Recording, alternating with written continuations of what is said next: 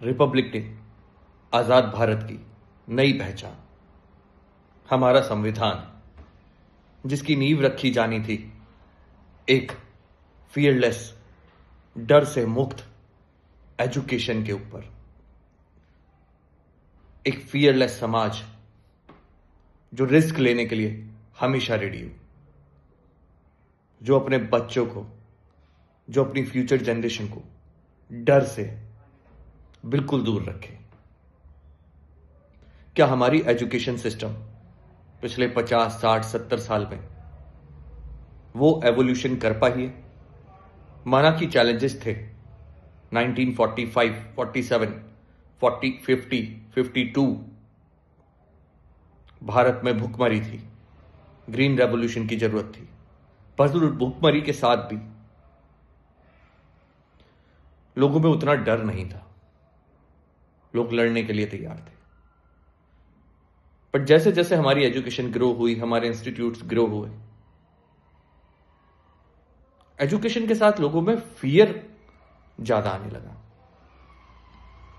क्या ये right education है या सिर्फ राइट टू एजुकेशन है? एजुकेशन तो किसी भी इंसान को फियरलेस बनानी चाहिए ना। फिर ये डर कैसा? स्टूडेंट्स में,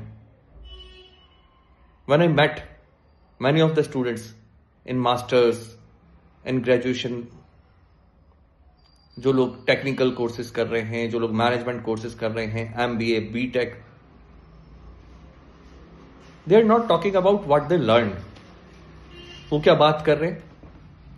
प्लेसमेंट होगी कि नहीं होगी? डर। हम ये क्यों नहीं सोच रहे कि हम क्या सीख रहे हैं? एजुकेशन मीन्स लर्निंग ना।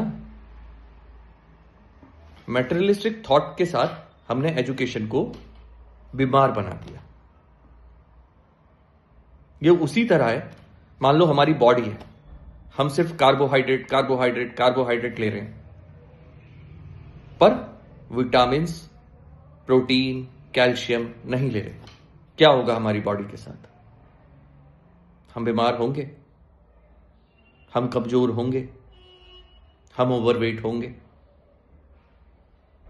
हम हेल्दी तो नहीं होंगे, और हमारी लाइफ हेल्दी लाइफ, अच्छी लाइफ तो नहीं कही जाएगी। उसी तरह जब हम एजुकेशन के साथ सिर्फ मैटेरियलिस्टिक अप्रोच, जस्ट लाइक मैं बहुत स्टूडेंट्स को देखता हूं, पीटीएम में पेरेंट्स आते हैं, क्या बोलते हैं बच्चे को? क्यों पढ़ रहे? मार्क्स नहीं आ रहे, ये एग्जाम क्लियर नहीं होगा, तुम अभी सिर्फ यहीं पर हो। क्या बच्चे को आप किसी भी इंस्टीट्यूट में सिर्फ एक एग्जाम क्लियर करने के लिए भेज रहे हो? और नहीं भी होगा तो क्या? जिन्होंने क्लियर कर लिया उन्होंने भी कोई बहुत ज्यादा तीर नहीं मार लिया, क्योंकि वो भी सब इस मैटेरियलिस्टिक अप्रोच के गुलाम थे। बल्कि इसे आपने बिजनेस बना दिया। पेरेंट्स ने बिजनेस बनवाया अपने बच्चों में डर डाल के। जैसे पहले कहते थे ना, 10th 12th में मेहनत कर लो, अभी तो मेहनत का टाइम है। क्यों? सारी लाइफ मेहनत का टाइम नहीं है। ये तो हमेशा जुड़ी रहेगी, हार्डवर्क हमेशा जुड़ा रहेगा, स्मार्ट वर्क हमेशा जुड़ा रहेगा, हमेशा कोई ना कोई नया चैलेंज लगा रहेगा। ये क्यों नहीं कहते सीखो? आप इस इंस्टीट्यूट में जा रहे हो, सीखो। और लाइफ टाइम सीखने की बात है। अच्छा होगा, बुरा होगा, ये तो सेकेंडरी है। फ्यूचर में क्या होगा, कोई एआई चैलेंज करेगा नहीं करेगा, आपको रिप्लेस करेगा नहीं करेगा, वो सब सेकेंडरी है। अगर मैं सीख रहा होऊंगा, मैं फिजिक्स की क्लास में, केमिस्ट्री क्लास में, हिस्ट्री में इसलिए थोड़ी बैठा हूं, ज्योग्राफी में, कि मैं अभी ये सीख लूं, मेरे को बाद में ये मिल जाएगा, ये पैसा मिल जाएगा। Money is carbohydrate. अगर केवल कार्बोहाइड्रेट कार्बोहाइड्रेट कार्बोहाइड्रेट जाता रहा तो एजुकेशन कंप्लीट नहीं होगी। मैटेरियलिस्टिक थॉट ही रहा तो एजुकेशन कंप्लीट नहीं होगी। You need to make student fearless. Just learn. Exam होता है हो, नहीं होता नहीं हो, जस्ट बी फियरलेस। 50 मार्क्स आ रहे हैं, 40 मार्क्स आ रहे हैं, 30 मार्क्स आ रहे हैं, स्टूडेंट्स अपने पेरेंट्स से ही क्यों छुपाते हैं? Are the real parents? उन्हें तो सबसे पहले जाके बताना चाहिए, हाँ मैं इस गड्ढे में गिर गया, बताओ। बिकॉज हमने उसे एक सक्सेस का पैमाना मान रखा है, वो सक्सेस का पैमाना है नहीं। एग्जाम क्लियर करना सक्सेस का पैमाना है नहीं। आपने एजुकेशन को बिजनेस बना दिया, आप अपने बच्चों को मार्केट में बेच रहे हो। एजुकेशन मीन्स लर्निंग, जिसमें मैटेरियलिस्टिक प्रॉफिट आएगा, लेकिन साथ में happiness, the real profit, fearless, the real protein, okay, some open mind, vitamins, open mind are vitamins, calcium, the strong body। हमें जीने के लिए तो सारी चीजें चाहिए ना।